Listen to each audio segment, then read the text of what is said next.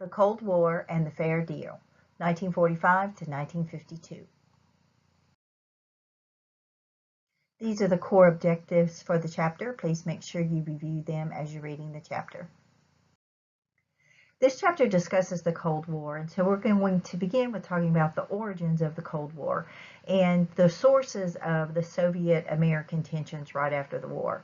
There's an old saying that war makes strange bedfellows, and that is true in World War II. The United States and the Soviet Union had not had any real diplomatic relations from the time that Russia became a communist country in 1917 until 1938, 1939.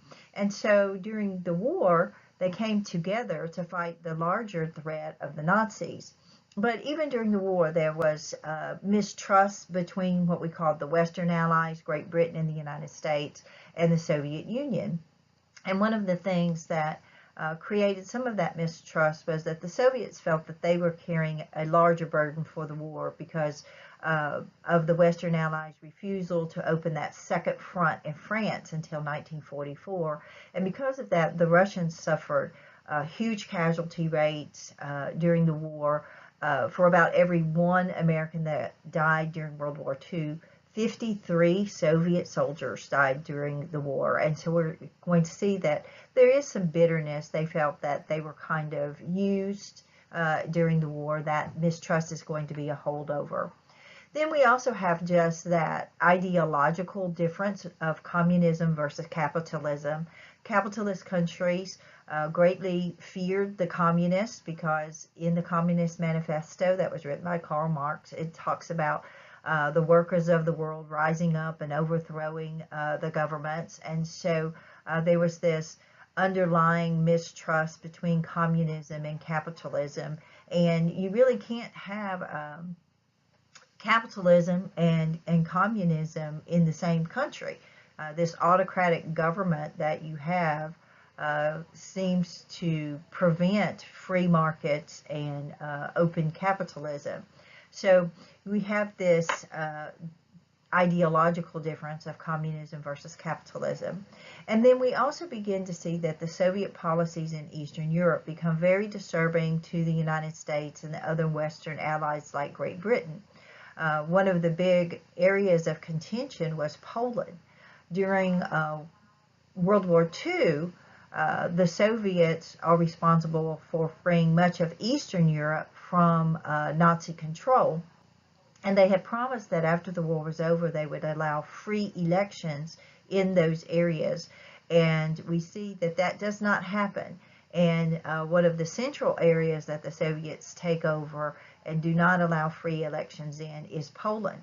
And Poland will fall under the grip of communism well into the 1980s. And so the United States is very disturbed about Soviet aggressive policies in Eastern Europe.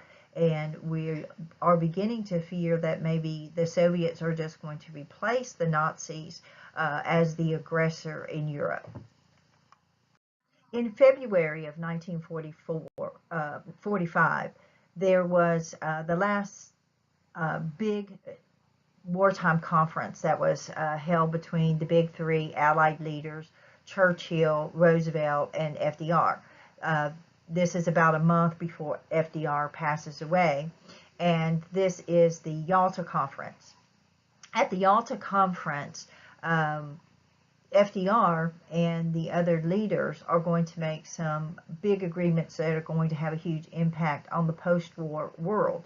One of those we talked about on the previous slide was that Stalin agreed that he would hold free elections in the Eastern European countries that the Soviet Union was freeing from Nazi occupation. However, he did not do that. But Churchill and Roosevelt do not know that he's going to go back on his agreement in February of 1945.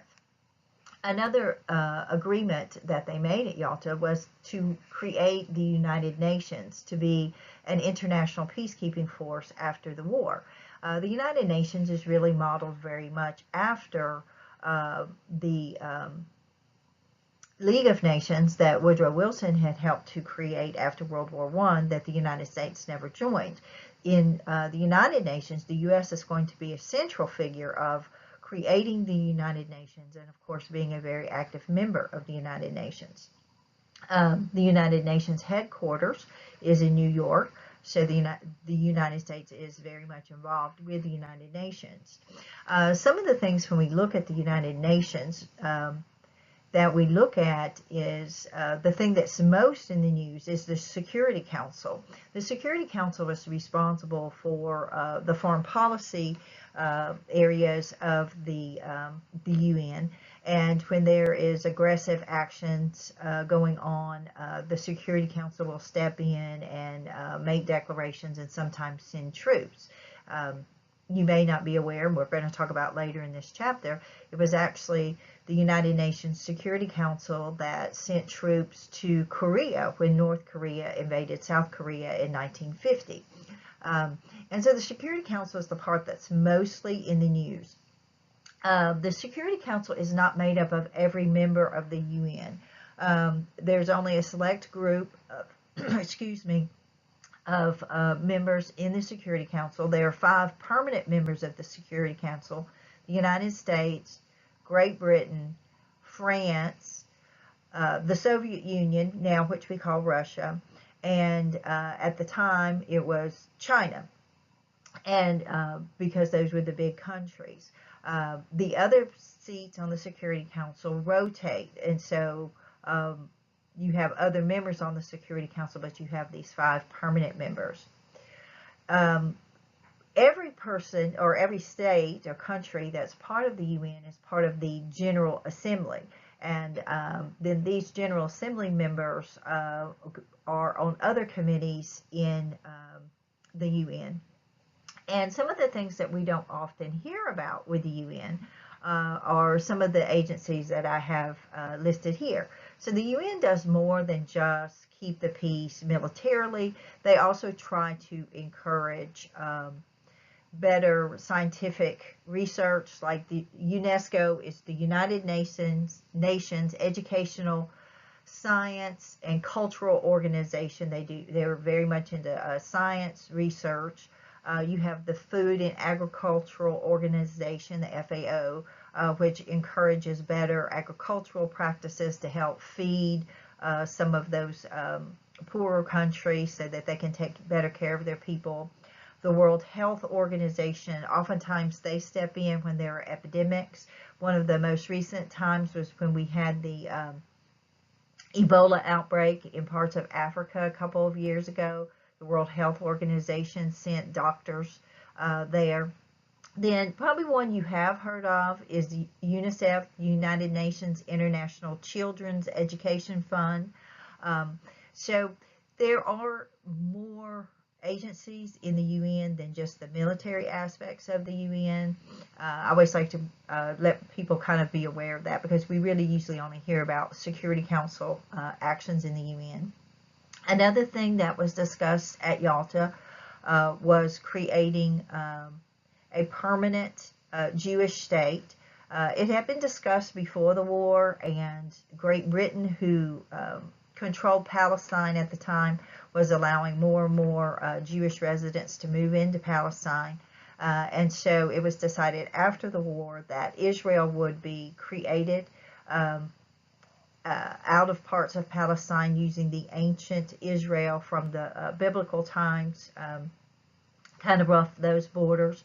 And the United States and Great Britain are going to have a huge input into helping to recreate Israel and securing it from the more aggressive Muslim countries surrounding Israel. Another thing that was discussed at Yalta was what to do with the Nazi criminals after the war. It was decided early on that many of the actions of the Nazis went beyond simple warfare. The rounding up of the Jews and the communists and homosexuals and other undesirable groups and putting them in concentration camps and actively trying to exterminate these people from the face of the earth was crimes against humanity. And so the people that were responsible for this policy of genocide should be tried. And so it was decided at Yalta, that there would be trials that would be held for these top Nazis that they could catch and put them in jail. The Nuremberg trials are going to go on right after World War II, and many of the top Nazis were captured and will stand trial at Nuremberg. Several of them were sentenced to be executed, and then some of the other ones were held for long prison terms. Unfortunately, some top Nazis were able to escape Germany. They had recognized that the war was going badly for Germany, and they had begun to siphon money off and put money into secret accounts, and they had made getaway plans. And many of these top Nazis escaped to South America, to Argentina and to Brazil specifically. And there will be groups of Jewish survivors and other groups that are going to hunt down the Nazis well into the late 20th century, and some of these are still going on even today. But the Nuremberg trials were held, and some of these major Nazis were found guilty of crimes against humanity and either served very long prison sentences or were actually executed. Another thing that they decided to do at Yalta was to divide Germany into military zones to round up the Nazis and try to bring some order and stability to the country. The next slide we're going to look at is we're going to see those military zones of which Germany was divided into. This map shows us the 4 occupation zones for Germany. East Germany will be occupied by the Soviet Union, which, keep in mind, this is present day what we call Russia. Then we have the British zone, the French zone, and the American zone. Eventually, what we see happening is a division really of East Germany and West Germany. East Germany is going to be basically what is that Soviet zone, and West Germany is going to be all of the Western Allied zones together. When these divisions were made, they were made not to be permanent. Like I said, to round up the Nazis, create economic and political stability in the country. But it became very obvious very quickly that the Soviets did not want to leave East Germany and actually wanted to take over all of Germany. They were siphoning off all of the scientific knowledge and equipment that the Germans had. They were basically stealing everything of any amount of worth from their zone.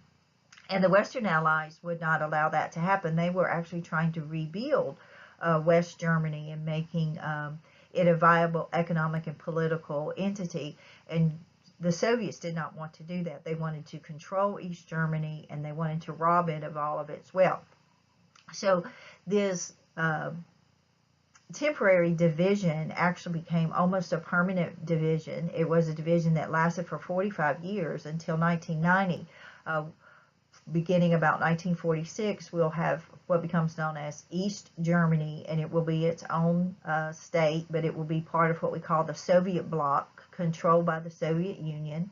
And then we will have West Germany, which will be a democratic republic. And those two areas have vastly different political ideologies. East Germany is communist, West Germany is democratic. West Germany practices capitalism and becomes a thriving part of the economic European community, and East Germany just becomes part of the Soviet bloc and is controlled by the Soviet Union. And it becomes really kind of that definitive Cold War division.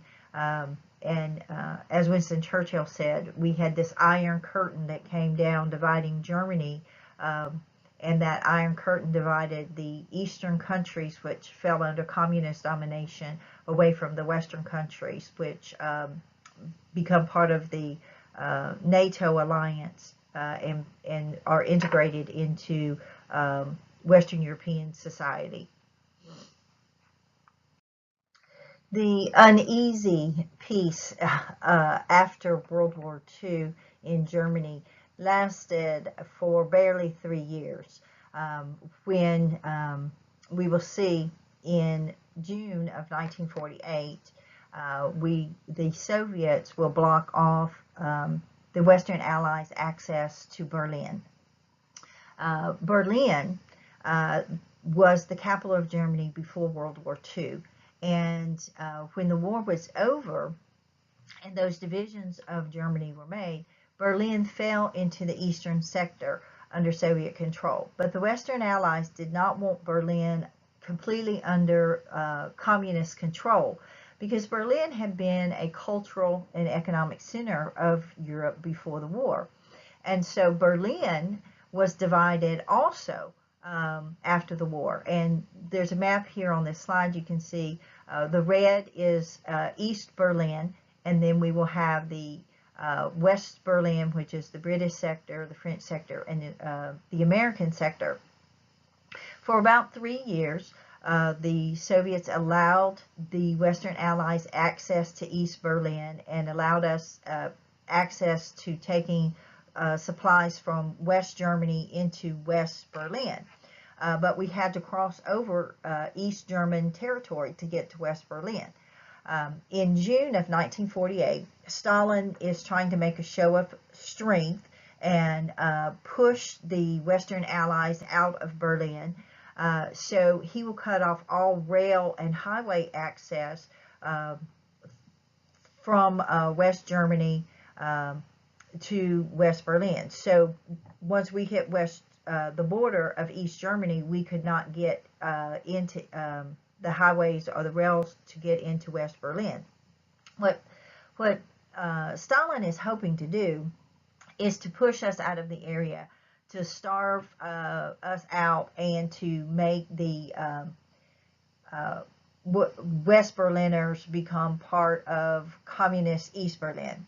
Because what was happening was a lot of people in East Berlin were fleeing over to West Berlin because it was thriving while East Berlin was starving. So this Berlin blockade becomes a showdown between the great countries of the United States and the Soviet Union. Will we abandon West Berlin to communism, or will we take a stand and try to defend it and keep it in the democratic sphere? Stalin greatly underestimated Harry Truman in this instance. Truman really dug his heels in, and he was determined that we were not going to allow any more territory in Eastern Europe to fall under communist domination. So when the Soviets blockaded the rail lines going into West Berlin and the highways going into West Berlin, he said, well, then we will just have an airlift, and we will airlift supplies into Berlin. And so for an 11-month period from June of 1948 until May of 1949, we will begin airlifting supplies into West Berlin from West Germany and from other areas of Europe. We bring in everything, not just food, but we bring in heating coal, anything you can think of that West Berlin might need to survive. We are flying in on planes. The airlift is incredibly efficient. For this 11-month period, every day we were flying in planes, and planes would land every 2 minutes, 24 hours a day, bringing in supplies to Berlin. And basically, we're showing the Soviets we're not going to abandon this area, and we have more economic wealth than you do, and we can continue to do this as long as we need to. You can see a couple of the pictures here. Across from the map, we have the picture of, there's some mostly children standing on a hill in West Berlin as the planes fly by, because the planes oftentimes would throw out things like candy bars and chewing gum for the kids, in addition to bringing in these major supplies that were needed, like heating fuel. and regular foodstuffs. After 11 months, Stalin realizes that the Berlin blockade has actually become more of an embarrassment to him, and so in May of 1949, he will open the highways and open the rail lines so that we can begin to bring supplies back in.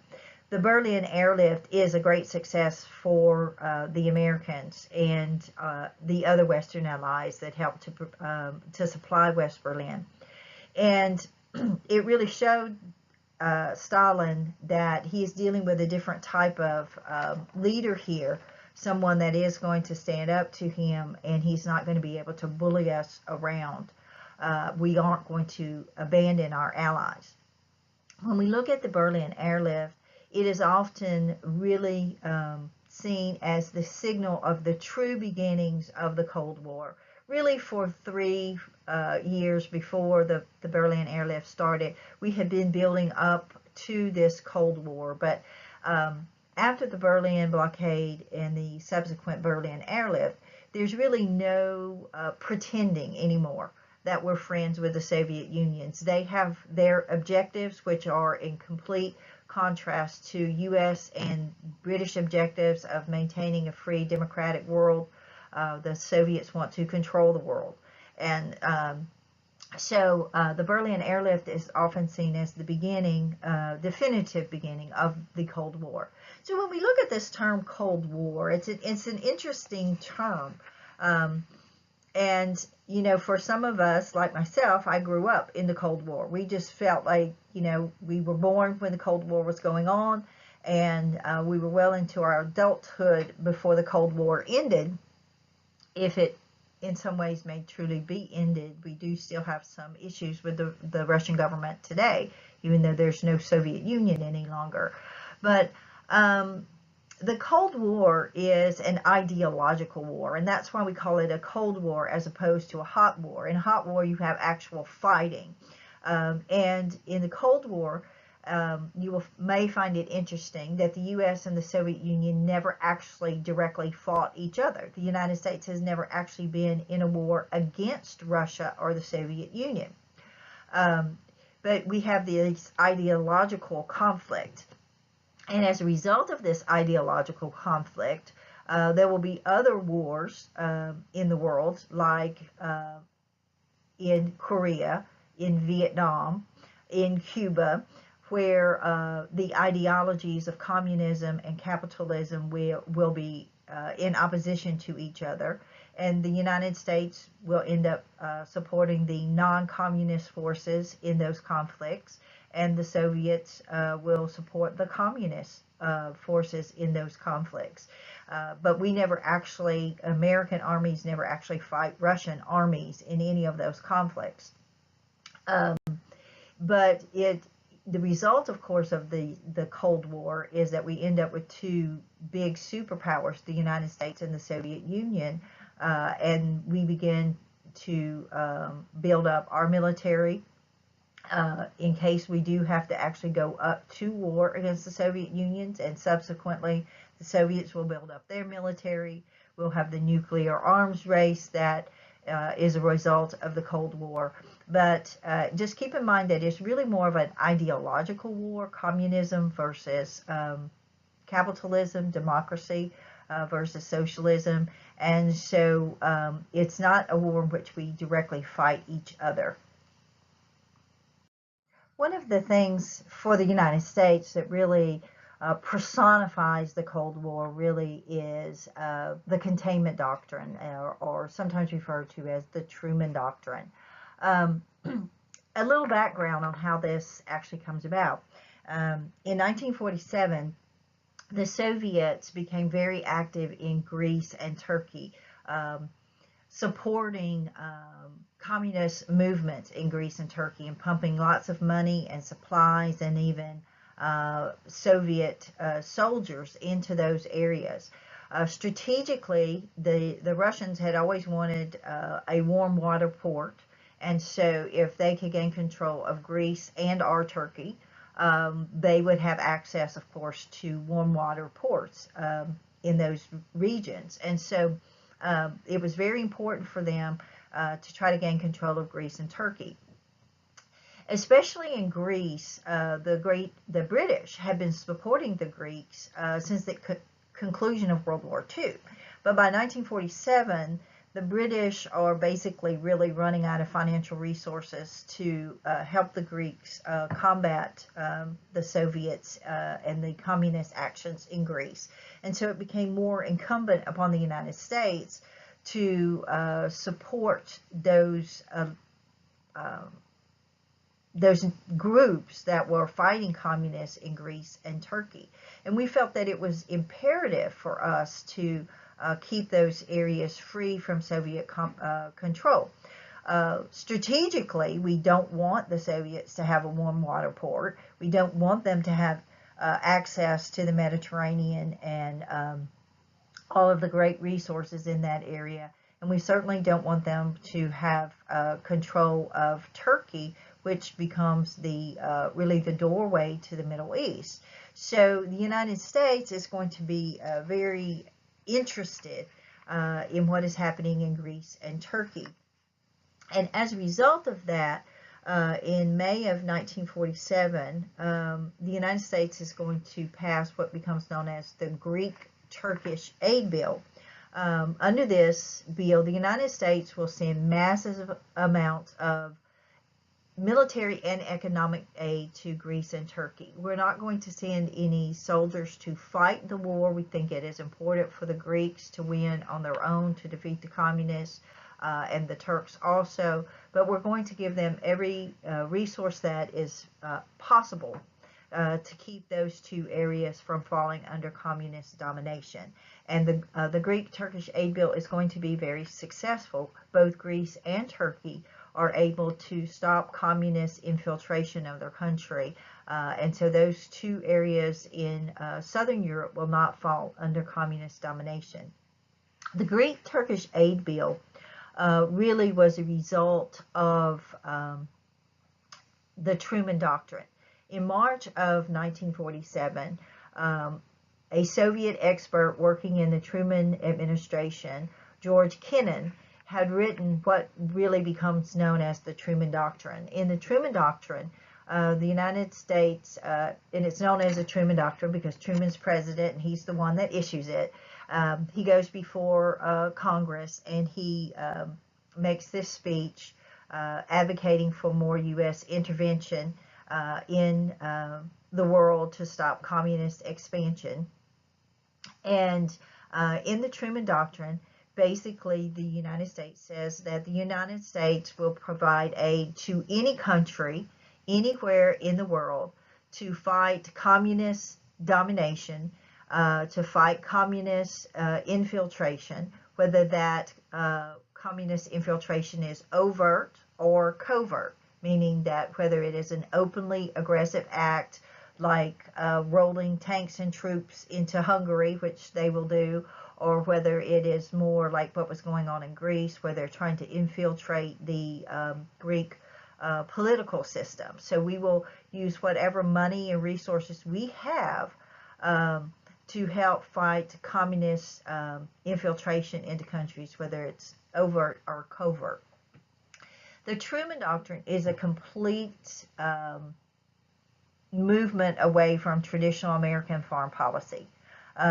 For years, before World War II, really for most of the history of the United States, we had pretty much tried to stay out of the affairs of other countries. And even after World War I, we tried to go back into our own little world and say, you know, we just want to take care of ourselves and not be concerned about the rest of the world. We don't want to stay involved in European conflicts. And obviously, partially as a result of that, the United States did not join the League of Nations, and the League of Nations was very weak and was unable to deal with those threats from Hitler and Mussolini and the Japanese aggression in the Pacific. So after World War II, we recognized that maybe that was not the best course, that maybe if we had been more active in the world, that we may have been able to stop Hitler and Mussolini and Hirohito before they became so aggressive and had taken over so much of the world. So the Truman Doctrine is saying that we're going to go out there and we're going to help anybody, not just our friends, not just people that we traditionally have trading relationships with, but we're going to help anybody, anywhere in the world that is threatened by communist aggression. And that's a huge statement for the United States, and that's what drags us into many conflicts over the next 45 years or so that the Truman Doctrine is actually in place.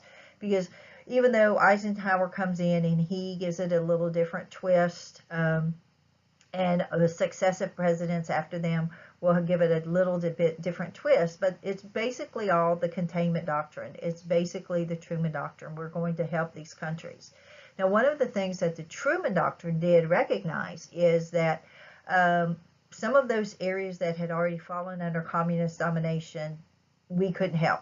We're just going to have to give those up. But we are going to try to contain communism where it is. We're not going to let it move into other areas. And so one of the things that we see as a result of the Truman Doctrine and this idea of containment, as I said, was this Greek-Turkish aid bill where we're going to give massive amounts of military aid to Greece and Turkey to fight communist aggression there. But also, we are going to try to stave off communist aggression by giving economic aid to many areas in Europe, and that becomes known as the Marshall Plan. The Marshall Plan comes about because George Marshall, who had been Secretary of State, began to kind of look at things and put together this idea that it was really in the areas that were suffering great economic distress after World War II, that were having difficulties rebuilding after World War II, where we saw communism becoming attractive and communism taking over. And so Marshall proposed to President Truman, and then Truman agreed, and we put it before Congress, and Congress agreed that if we would put money into helping to rebuild Europe, we could stop this communist movement before it got started. And so the Marshall Plan is a 4-year plan where it's designed that we will give money to 16 different European countries over a 4-year period. And we are going to end up giving these 16 countries $12.5 billion to help them rebuild their countries, help them gain economic stability, which we hope will lead to political stability, and then communism will not be attractive in those areas. And the Marshall Plan worked. It worked very well, partially because of the Marshall Plan. Very active communist movements in both Italy and France were curtailed, and those countries were saved from communist aggression, as were many other areas in Western Europe. And so the Marshall Plan was this economic plan that if we give them money economically, we won't have to fight in those countries later and shed blood to stop communist aggression. Another part of the Cold War and containment is National Security Council Paper 68, or often referred to as NSC 68. It was established by the National Security Council in 1950. Basically, what we see by 1950 is this continuation of communist aggression, and it is moving outside of Europe into other parts of the world, like North Korea, Indonesia, Indochina, parts of Africa. And so we're beginning to see that, well, originally when we looked at the Marshall Plan and the Truman Doctrine, we were really focusing more on Europe. And so NSC 68 is really going to expand this idea of containment beyond Europe and say that not only do we want to stop communist aggression in Europe, but we are going to stop it anywhere in the world. So little places like Indochina, better known as Vietnam, the U.S. is going to become very interested in what's happening with communism there. It provides that while we will continue to try to use diplomacy to stop communist aggression, we will try to use economic aid to stop communist aggression, but it does provide for a military approach to the Cold War, that if necessary, we will send troops into areas to help them defend against communist aggression. So what we see with the publication of NSC 68 is the Cold War begins to be seen more in military terms. And as a result of that, we are going to begin to see more active military intervention when North Korea, which was communist, invades South Korea, which was non-communist. We're going to participate in the UN action and send troops to Korea to help free South Korea. We are going to send troops to South Vietnam in advisor capacity at first, and then, of course, later in an actual military capacity to stop communist aggression in Vietnam. And so it leads us to more direct military intervention into countries. Another component of the Cold War is NATO, the North Atlantic Treaty Organization. We felt that it was very important after World War II that we make a definitive stand to support Western Europe and keep it from falling under communist domination.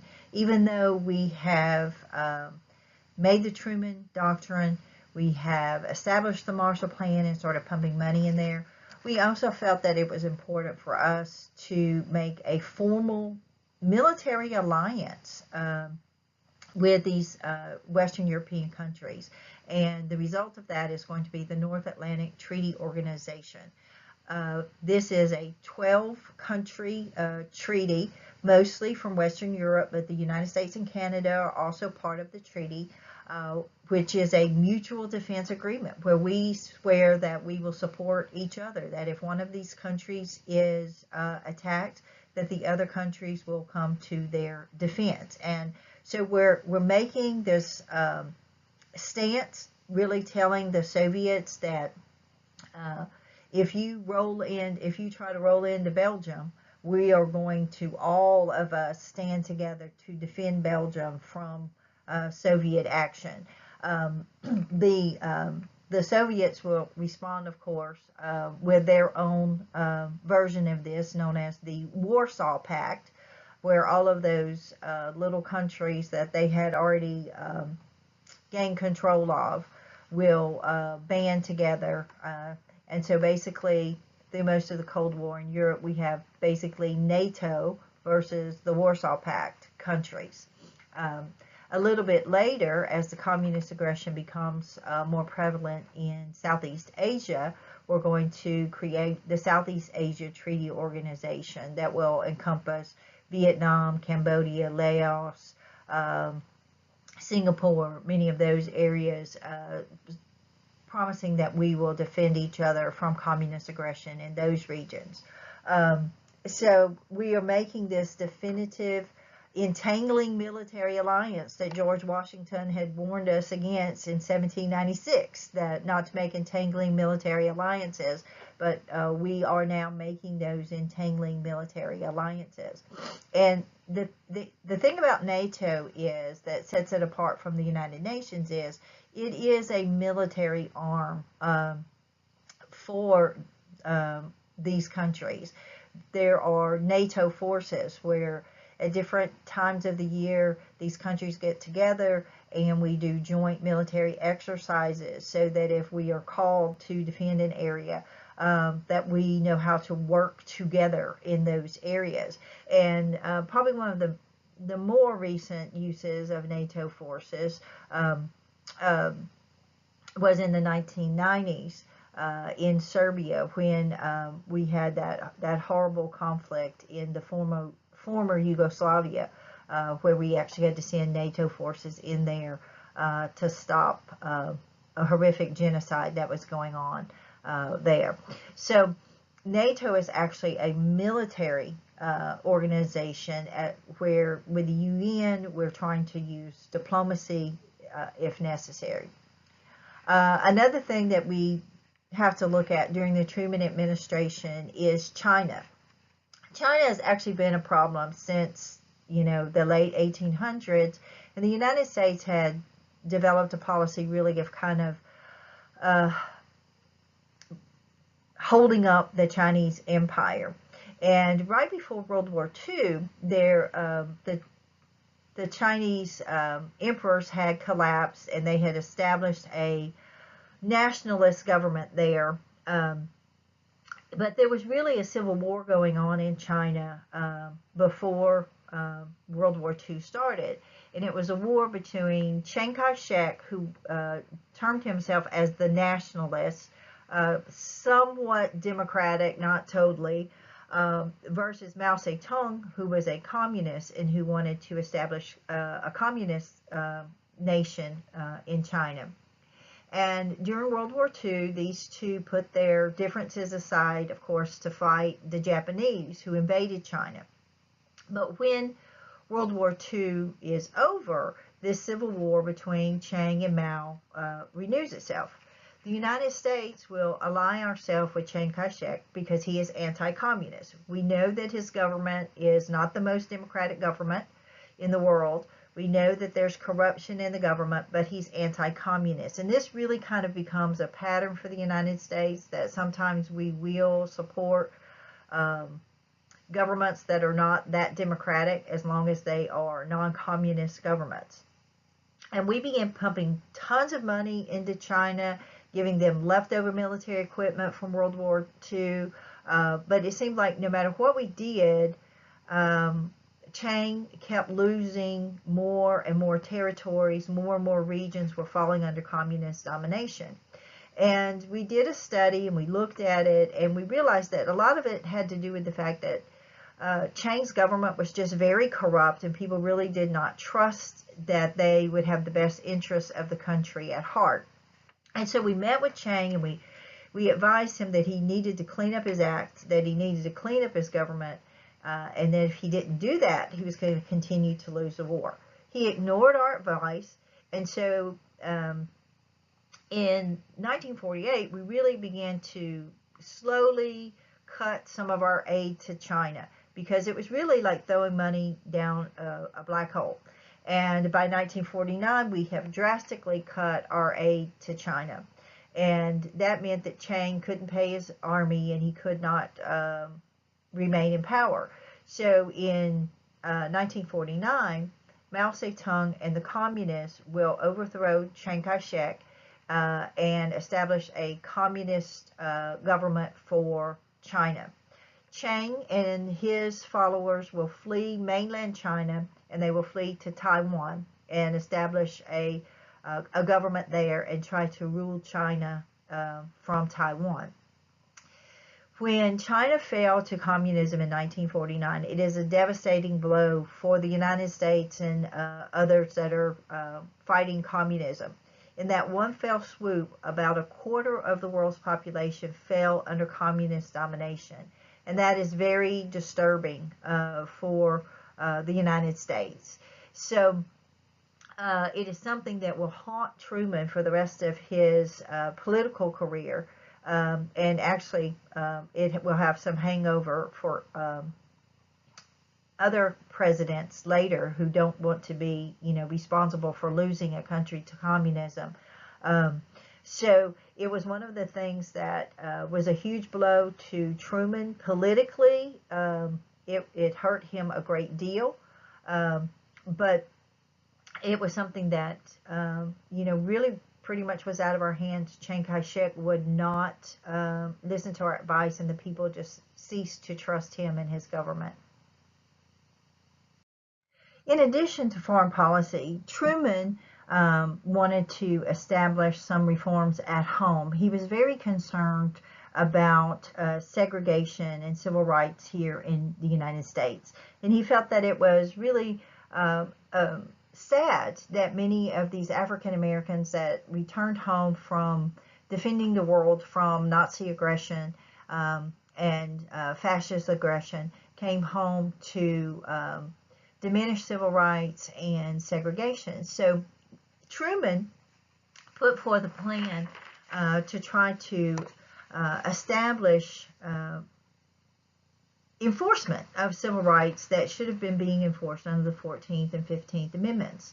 And some of the main things under Truman's plan for civil rights was first to abolish poll taxes. Poll taxes were being widely used across the South to prevent African Americans from voting, and he wanted to get poll taxes abolished on a federal level to make it illegal.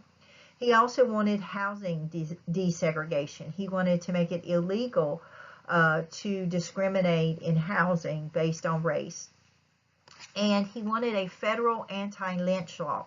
He wanted to make it illegal for these vigilante lynchings that were occurring in some areas of the South and in other rural areas. Truman's plan, unfortunately, was not passed by Congress.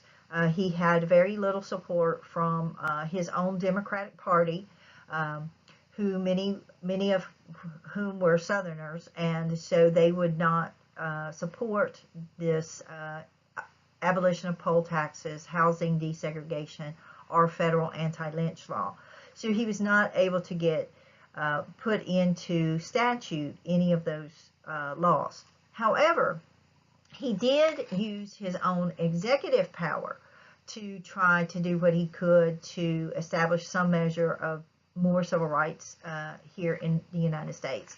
And one of the big things that he did that probably had a very big impact was Executive Order 9981. Executive Order 9981 was Truman's order desegregating the military.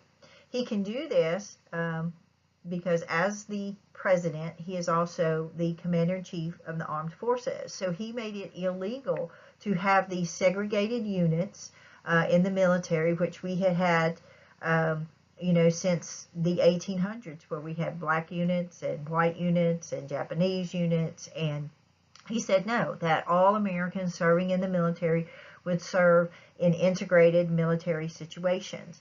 And so he takes that step that very few people were willing to take.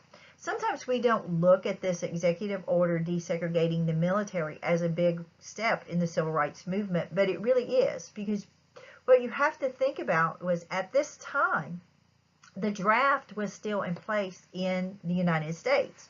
And so at some time in their early life, most American males would serve some military service. Now you had, some exemptions, and people that went to college were exempt from the draft. But you also have to remember in the 1950s and even, until the late 1960s, most middle-class Americans did not go to college. It was out of their reach financially. And so you really only had the more wealthy elements in American society going to college. So most lower class and middle class Americans would end up being, men would end up being drafted. And so they would serve in these integrated units. Now, what does that do if we ask ourselves? Well, it makes a huge step, because in serving in these units, it helps to shake off some of these old racial ideas that people have been told their whole life. You're serving side by side with this soldier that's a different race than you are. You begin to realize, hey, they really are. They may look different than I do on the outside, but on the inside, we're the same. And this is my battle buddy. And I don't care what color he is. He's going to defend me, and I'm going to defend him. And so then after these men serve in these desegregated units, and they may only serve, 3 or 4 years, and then they go home and they start their own careers, some of that racism that they have been taught their whole lives fades away. And then it is a huge step in taking America away from those preconceived notions we had about race. And so we can't belittle really that executive order as being one of the first really big steps, in my view, of getting civil rights implemented in the United States. Another thing that we see is that Truman will actually be the president who appoints the first black federal judge. It's not a Supreme Court judge. That's going to be later in the 20th century, but he does appoint the first black federal judge to a federal district court. And so where he could use his executive power to help provide better civil rights in our country, Truman will do that because he does not have support from his own Democratic Party in that area. Along that same line of civil rights, we will see that a private individual will also make inroads into helping erase some of the racial lines in America.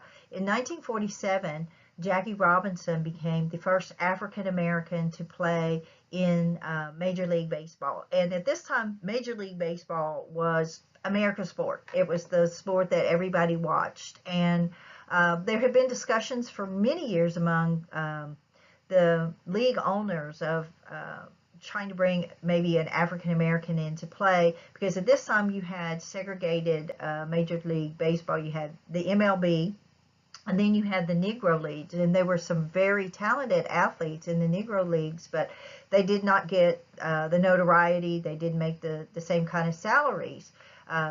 And Jackie Robinson was selected because he was an excellent athlete, but also because the owner of the Brooklyn Dodgers felt that he would be able to stand the racist remarks that would be made at him, and he did.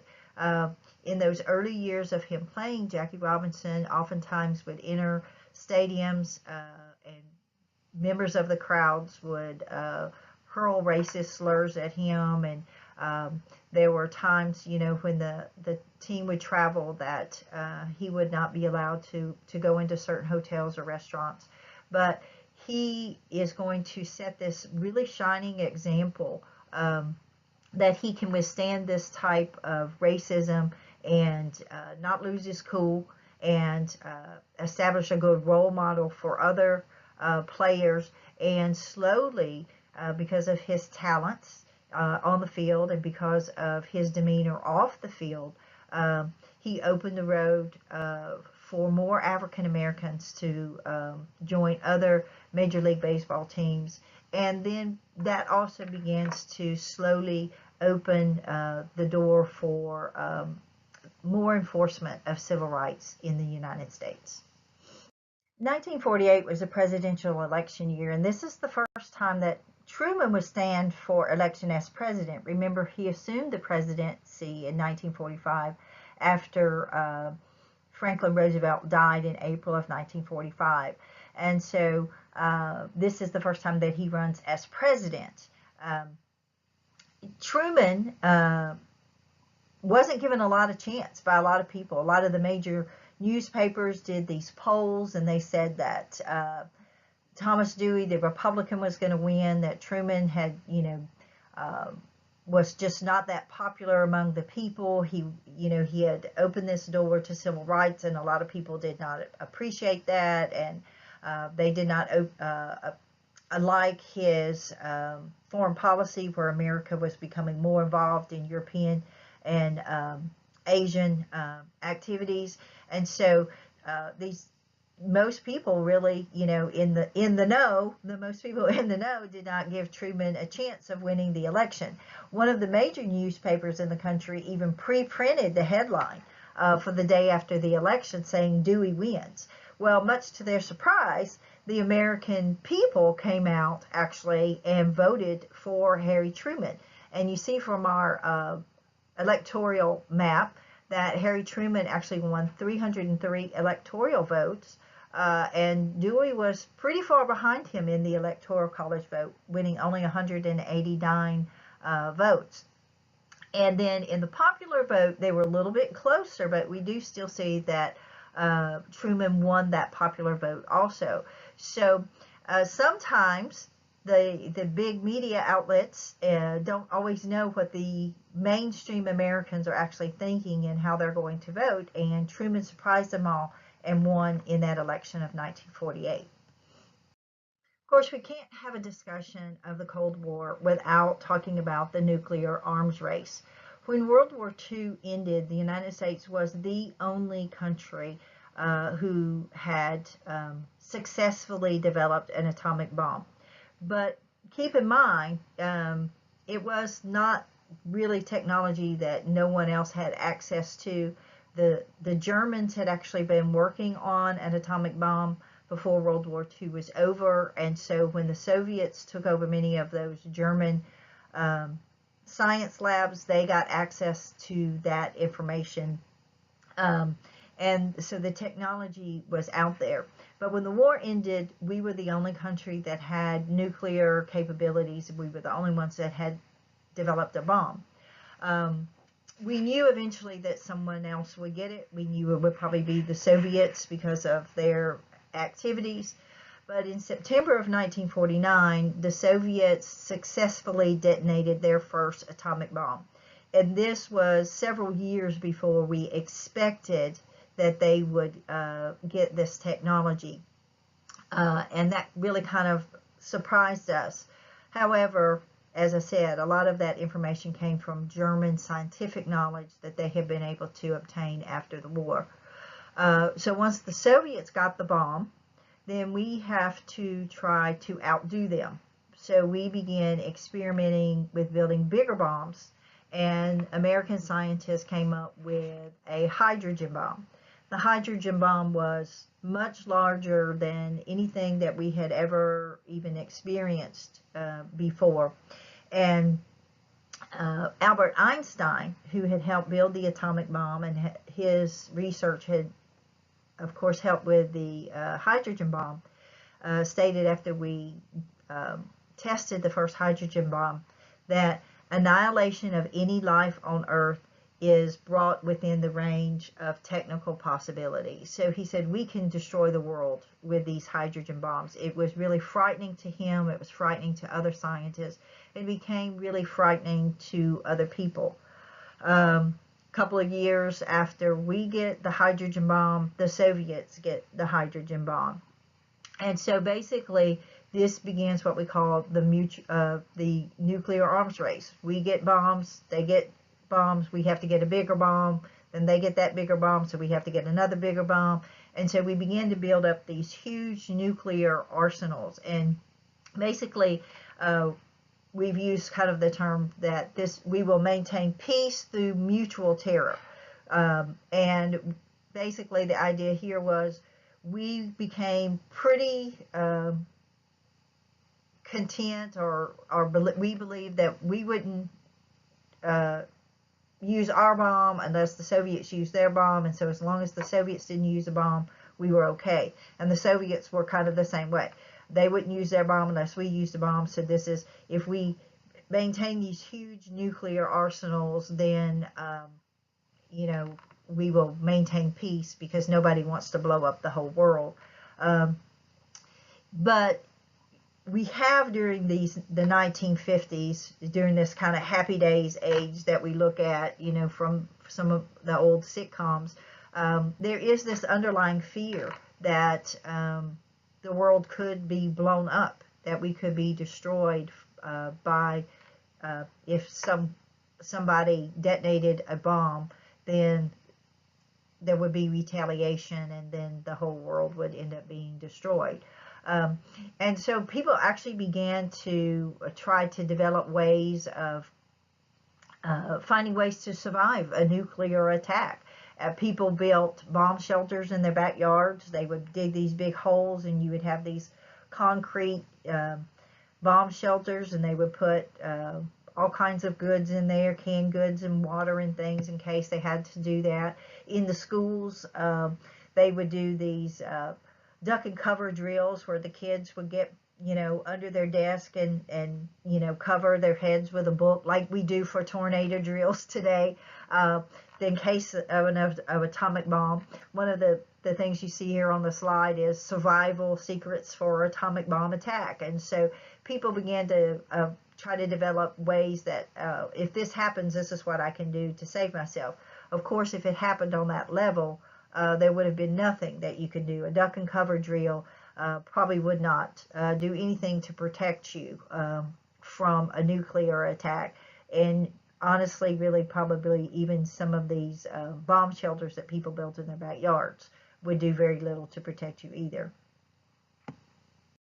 This is a picture of a bomb shelter that was put up for sale that showed you, all of the various things that people would put in these bomb shelters. You can see a TV, a little exercise bike there. There's cans of food over there on the shelves.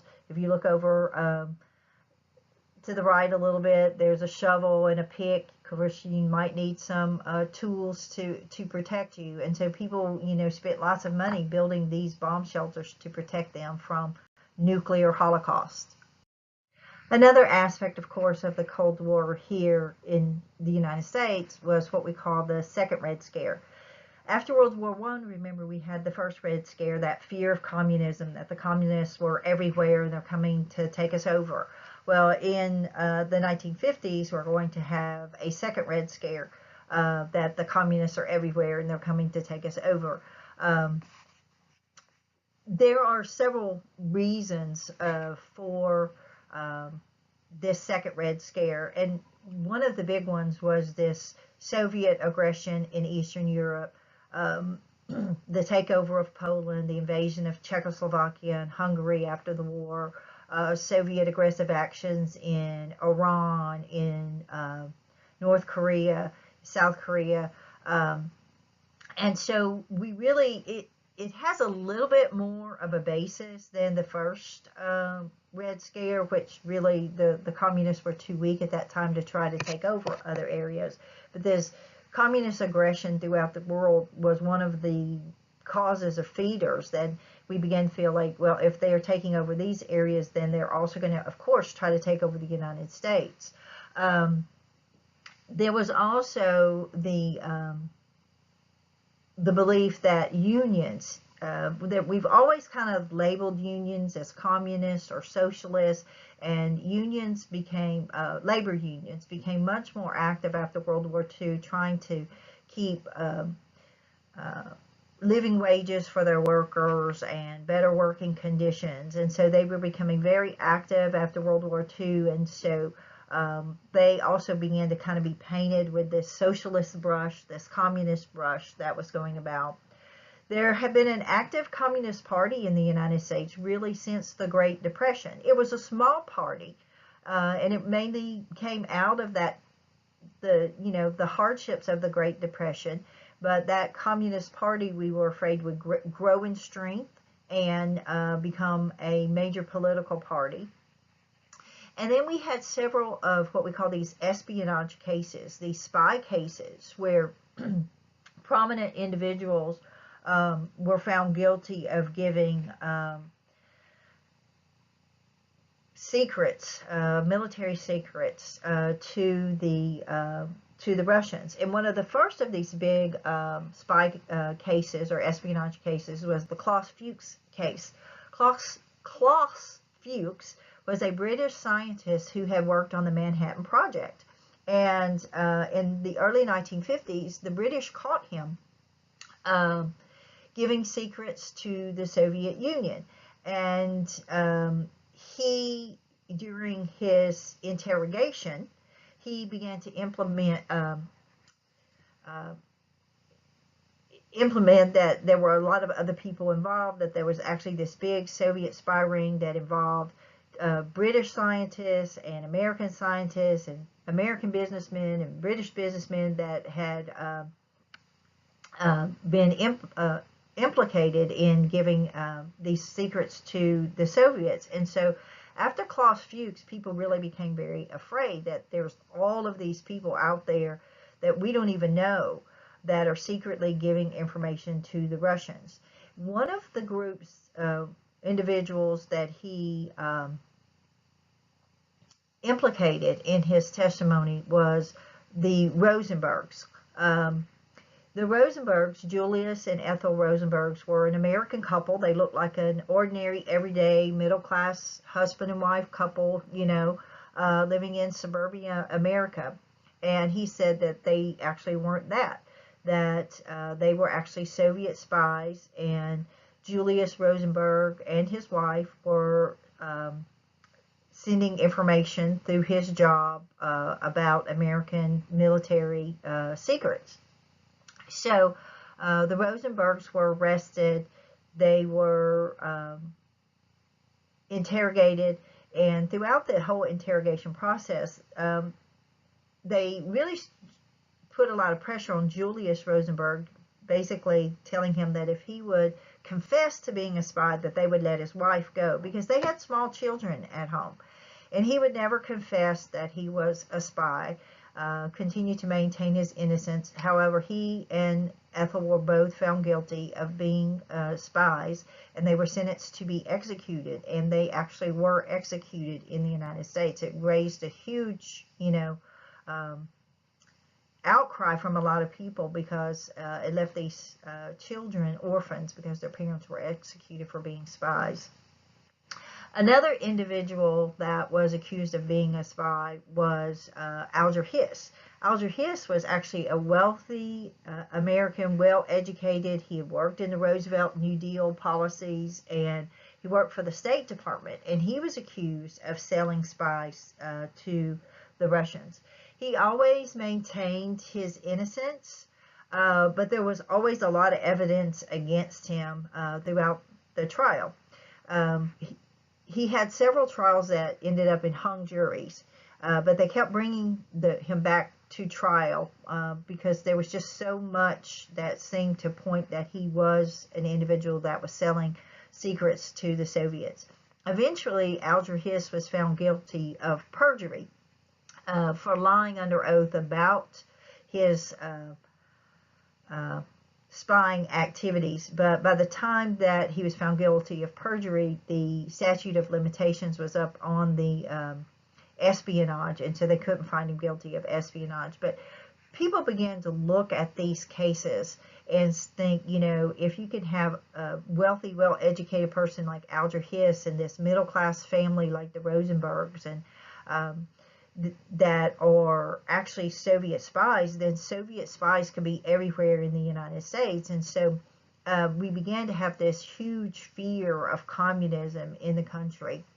And the result of that ends up being the House Un-American Committee being created in the U.S. Congress. And HUIAC, or the House Un-American Activities Committee, really was the brainchild of Joseph McCarthy. Joseph McCarthy was a politician from Wisconsin, and he really used HUIAC to advance his political career, and a lot of big politicians jumped on the bandwagon here. And basically, HUIAC encouraged people to spy on their neighbors, to turn their neighbors in for being communists or suspected communists. So if you were a little quirky and did kind of weird things, then your neighbor might accuse you of being a spy and turn your name in. And then you would be brought before this House Un-American Committee to testify. And if you were brought before HUIAC, then they would oftentimes encourage you to rat out people. They would say, well, if you'll tell us who you're working with, if you'll give us, 3 other names in your organization, then we'll go light on your sentence. And so people were so afraid and so frightened that they would just start naming names of people that, probably were not spies at all, or even communists at all. And so it was this very intimidating procedure. What results from HUIAC is that a lot of individuals get what we call blacklisted. A lot of scientists were blacklisted. They could not get jobs working in scientific labs, engineers. We really oftentimes associate the blacklist with writers and artists and with Hollywood. But there were actually a lot of regular Americans that got blacklisted because of sometimes, if they had early on in their college careers, maybe in the 1930s, joined the Communist Party during the Depression, then, there was evidence that they were communists, and so they were blacklisted and they couldn't get jobs. And so HUIAC and Joseph McCarthy really became this huge organization that was pointing fingers at a lot of people, and it was really became very invasive of American society. And McCarthy started pointing fingers at lots of really big people. It was kind of like the more power he got, the more power he wanted.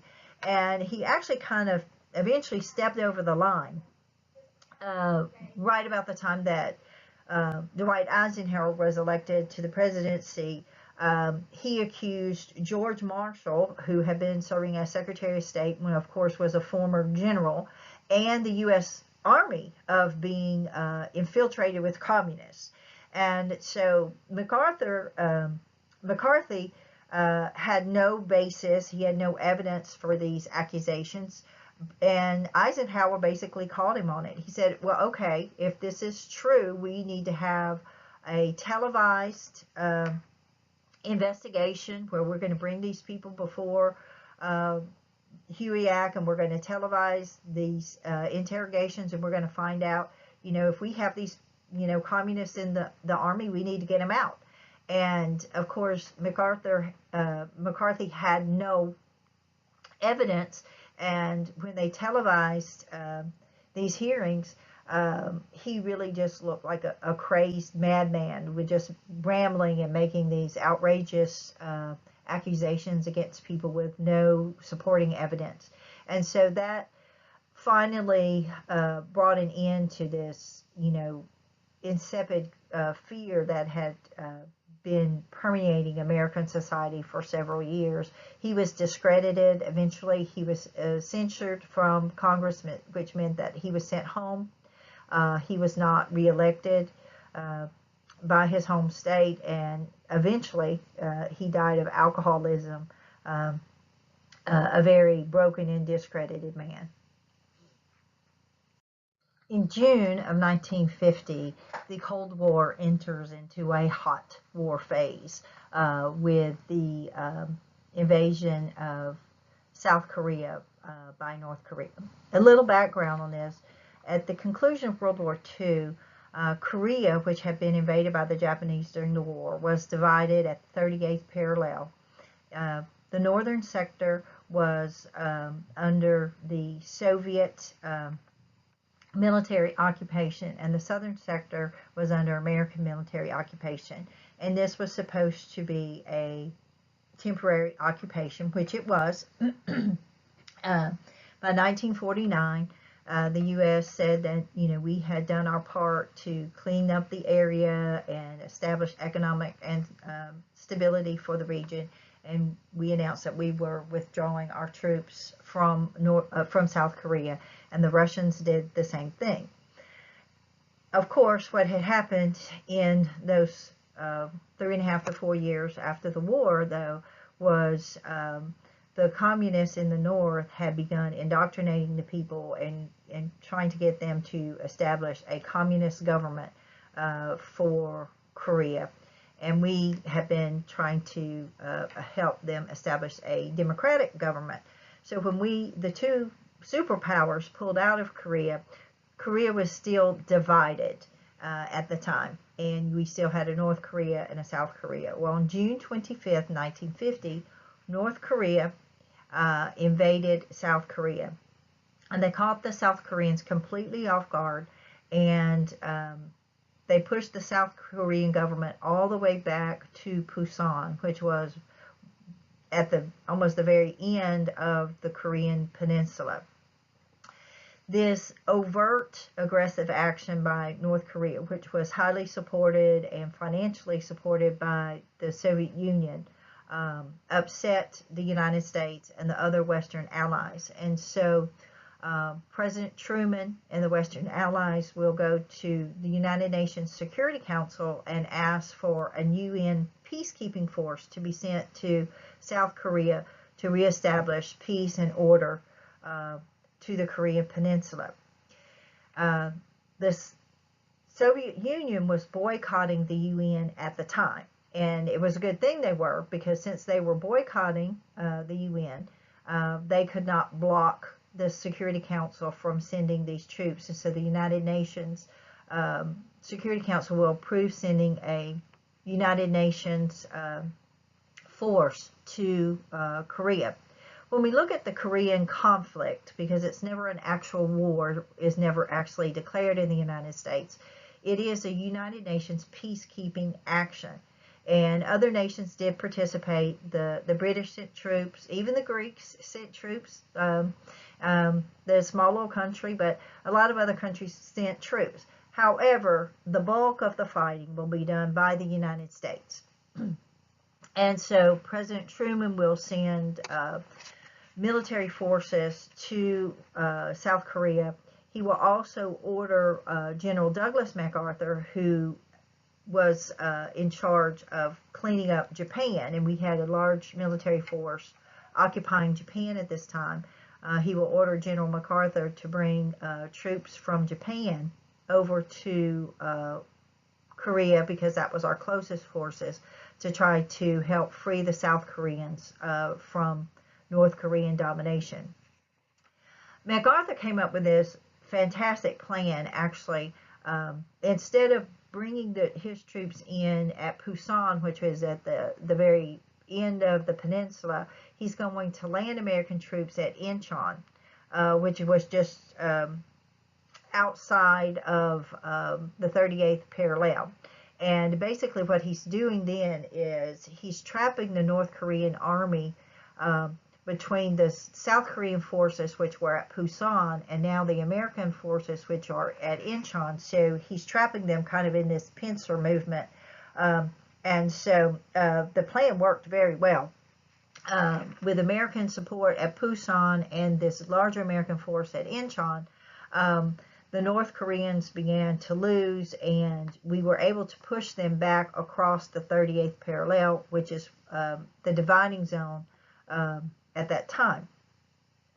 MacArthur then approached President Truman and asked for permission to pursue the North Korean army across the 38th parallel.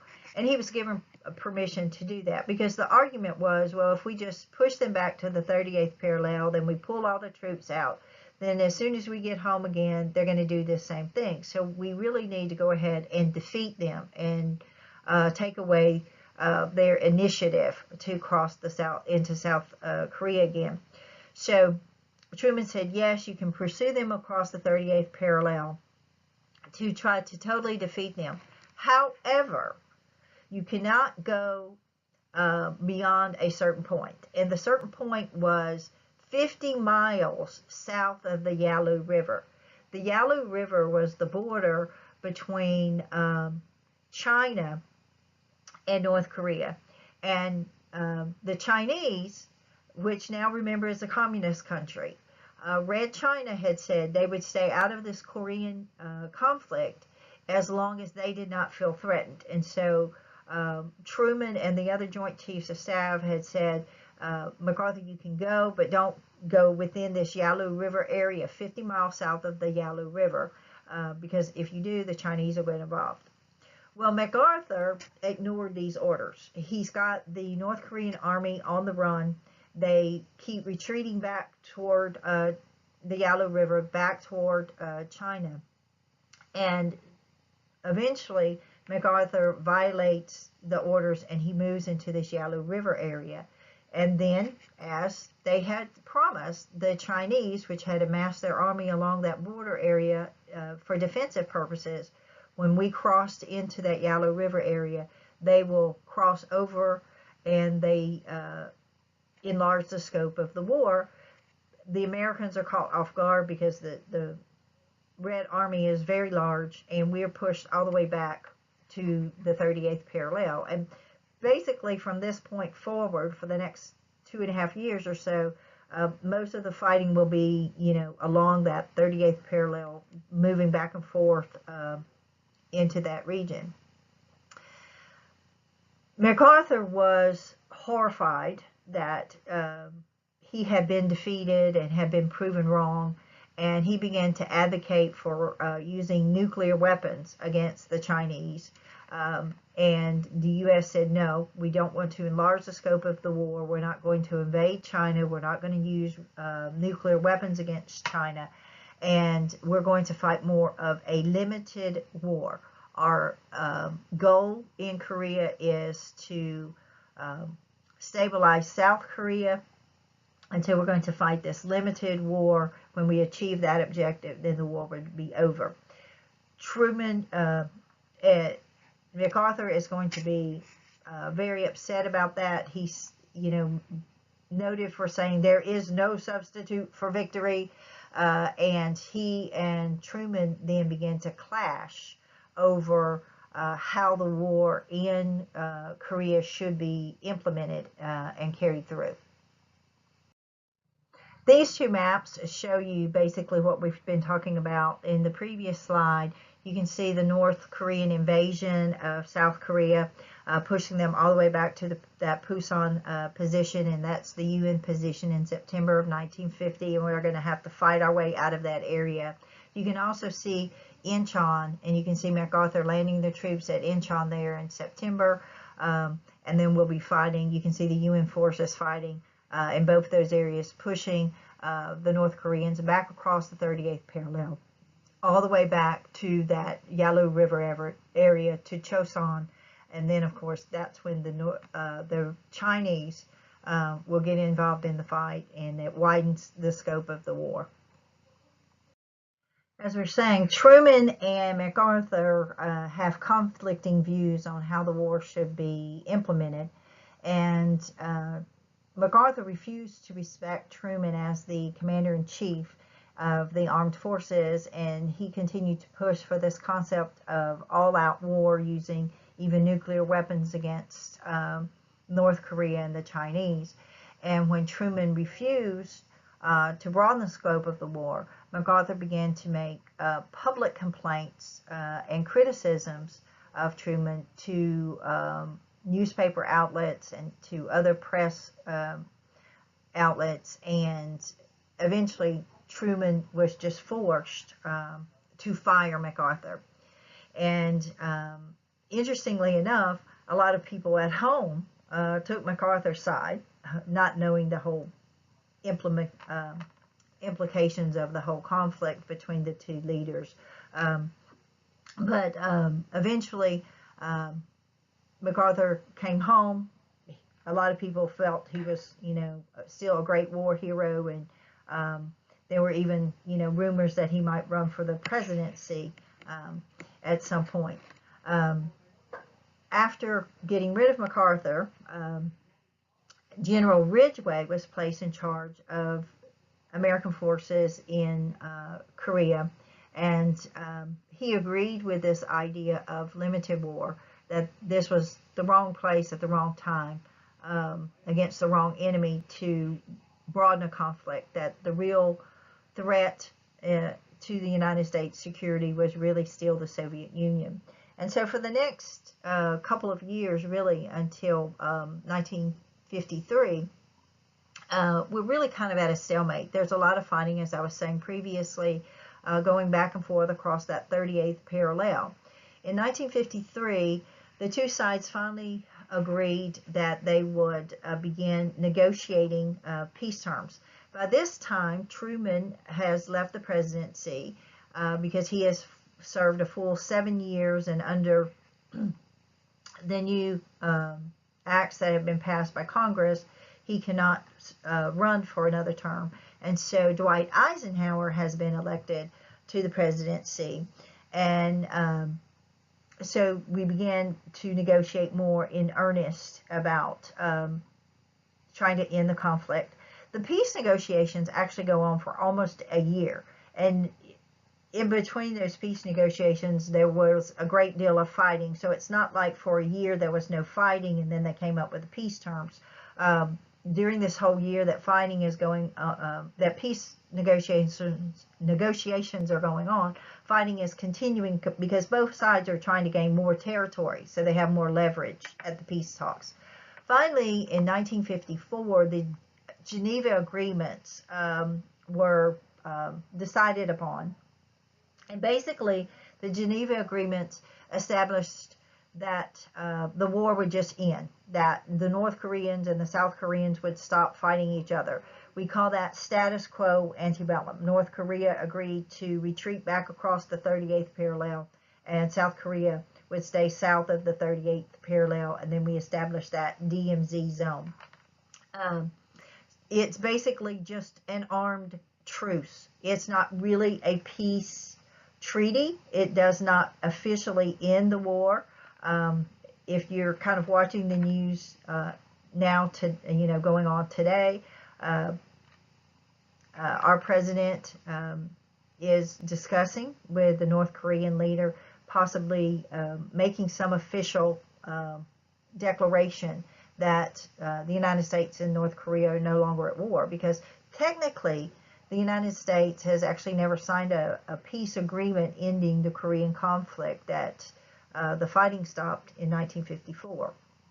And U.S. troops have remained in South Korea in support of the South Korean government to prevent North Korea from reinvading South Korea. When we look at the consequences of the Korean conflict, there are many. It really legitimized the UN. This was really the first major test for the UN. And when the UN Security Council approved sending troops there, it worked. It did take a few years, about 3.5 years to make it work. But it did work, and it did show that the United Nations could possibly prevent a third world war from occurring. It also showed America as a peacekeeping nation. We went in as peacekeepers. We went in to try to reestablish order and peace, and we did that. South Korea today is a thriving country economically, and they have a democratic government. So it did establish us as a peacekeeper in the world. It did also, though, increased tensions between the United States and what we began to term as Red China, and the United States began to send more aid to Taiwan and that government of Chiang Kai-shek there. We will see that from 1949, when the communists take over China, until 1972, when Richard Nixon makes a trip to China, the United States did not have any formal diplomatic relations with China until Richard Nixon reopened those 25 years later. We also began to see more of a threat of the communists in Indochina. Indochina is a peninsula on the other side of China that encompassed Vietnam, Taiwan, and Laos. I mean, not Taiwan, in Vietnam, Cambodia, and Laos. And it had been controlled by the French prior to World War II. And there was, at the time, in Indochina, in the Vietnam region of Indochina, there was a civil war going on between the Vietnamese, who were trying to overthrow French control of their country. And we'll talk about that a little bit later when we get to Vietnam. And so we began to increase our aid to Indochina, trying to stave off the communists becoming more aggressive in Indochina. And it also led us to send this permanent defense force in Europe, that as part of NATO, that we're going to send permanent military forces to serve in different locations in Europe to prevent communist aggression in Europe. So while the Korean War is really seen sometimes, like a tie, and so why did we really ever fight it? Because we did not solve the problem of whether Korea would be communist or democratic. It actually has much wider implications, as you can see from these consequences. In addition to foreign policy issues, here at home, Eisenhower is also going to be confronted with racial issues, and he will get involved in the civil rights acts and movements also. During the Eisenhower administration, a landmark Supreme Court case will be decided upon, and this is Brown versus Board of Education, Topeka, Kansas.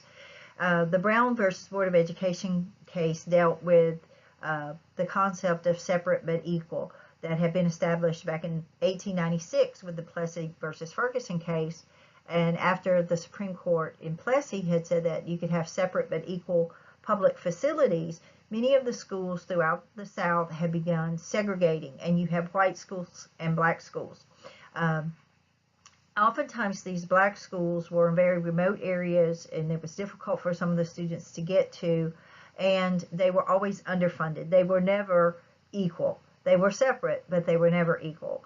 And so this one family in Kansas sued because their daughter could not go to the school that was closest to them, and she had to walk several blocks across town to go to the black school. And eventually this case made its way all the way to the Supreme Court in Brown versus Board of Education. In 1954, the Supreme Court ruled in Brown versus Board that separate but equal was inherently unequal, that you could not have separate and equal facilities, and that that the schools had to begin desegregation. Now, the problem with the Brown ruling, though, was it said that the schools had to begin desegregating with what they called all deliberate speed. It did not set up a timetable for them. And they did this because they said, you know, some districts will have to build new schools to accommodate the students. You know, it's going to take time, but they're going to have to begin to desegregate. And this doesn't just deal with Kansas. This deals with schools all over the country. Once the Supreme Court rules, you can't have segregated schools. By 1957, honestly, very few schools had really begun to desegregate. And this is when a group of parents in Little Rock, Arkansas decided to challenge the segregated system in Little Rock. They wanted their children to attend Little Rock High School. And so 9 students attempted to sign up to enter Central High School in Little Rock, Arkansas. And at first they were denied admission, but based on Brown versus Board of Education, the school board eventually had to allow them to enter. When the school opened that year, these 9 students tried to enter the school on the first day, and they were just attacked by this angry mob, yelling and screaming horrible things at them, and it was just horrible. And so the students got into the school that first day, but the violence was so prevalent that eventually it was decided that they needed to be sent home for their safety and the safety of the other people in the school. So they were only in school for about, you know, a couple hours that day.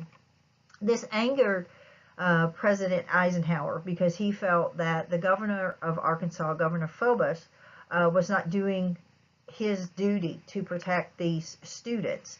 And so Eisenhower nationalized the Arkansas National Guard, and he also sent in some federal troops to protect these children.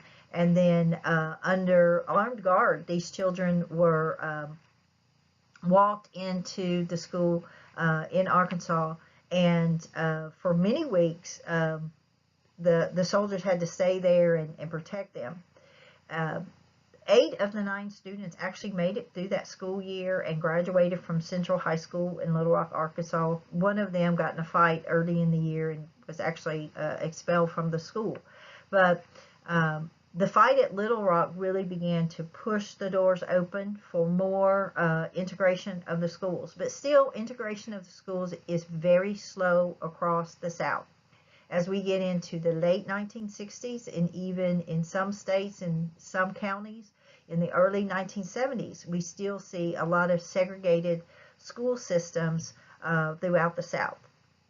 Another big incident dealing with civil rights during the Eisenhower administration is the Montgomery bus boycott. That begins in 1955. Of course, most of us know this story. Rosa Parks, a very well-respected middle-class African-American lady, got on the bus at Montgomery after a long day of work, and she was tired. She got on the bus and she sat in the white section of the bus, and she was ordered by the bus driver to get up, and she refused. When she refused, she was arrested because it violated the segregation order in Alabama, that they would have segregated seating on their buses. Once news got out across the town, many of the citizens of Montgomery, Alabama, organized what became known as the Montgomery Bus Boycott. About 50,000 African Americans actually participated in the Montgomery Bus Boycott. Dr. Martin Luther King Jr., who was a well-respected minister who had begun speaking out for civil rights in Alabama, was called in to help lead the bus boycott. And during the time that he was leading this, he was actually arrested a couple of times and had to serve some days in jail. The Montgomery bus boycott lasted for about a year. Eventually, after almost a year, the Supreme Court ruled that the Alabama segregation law was unconstitutional. And so the people have won. The boycott had worked, and this Montgomery bus boycott propelled Dr. Martin Luther King Jr. to national prominence, where he became the leader, really the recognized leader throughout most of the 1960s until his tragic death of the civil rights movement. After this, we see the organization of the Southern Christian Leadership Conference, which became one of the major organizations that pushed forward for civil rights in America. And then, of course, later there will be other organizations that will also come into place. But this really pushes Dr. King to prominence. And it begins to show African Americans that they can win through the court systems.